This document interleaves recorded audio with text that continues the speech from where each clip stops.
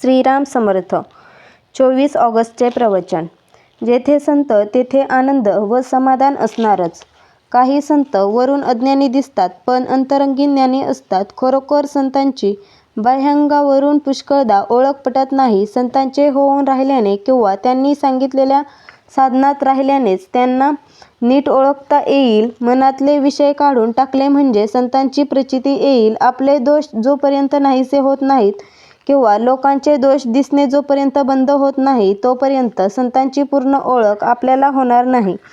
संतांचे दोष दिसणे म्हणजे आपले दोष बाहेर काढून दाखविण्यासारखे आहे. संत हा हिरव्या चाफ्याच्या फुलाप्रमाणे असतो. सुंदर वास तर येतो पण हिरव्या पानांत ते फूल शोधून काढता येत नाही. त्याप्रमाणे जिथे संत आहे तिथे आनंद आणि समाधान असते.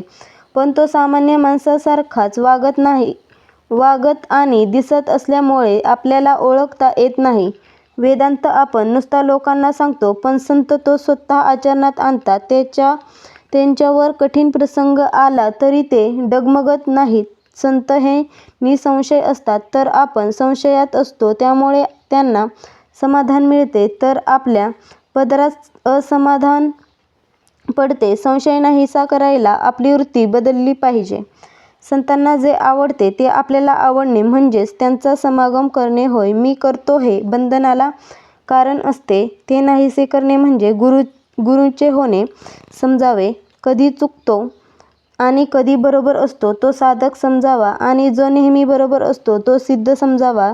नुसते इंद्रियदमन हे सर्वस्व मानू नये. ते ज्याच्याकरिता आहे त्याचे अनुसंधान पाहिजे. ज्याला काहीतरी करण्याची सवय आहे त्याने काही काळ मुळीच काही करू नये आणि नंतर भगवंताचे अनुसंधान ठेवायला शिकावे. आपण परीक्षा एकदा नापास झालो तर पुन्हा परीक्षेला बसतो पण भगवंताचे अनुसंधान ठेवण्यात एकदा प्रयत्न करून यश आले नाही तर ते मात्र आपण सोडून देतो. हे बरे नाही.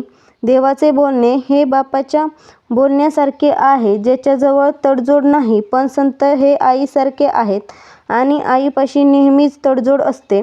जो भगवंताविषयी सांगेल तोच संत खरा. संत जो बोध सांगतात त्याचे आपण थोडे तरी आचरण करूया.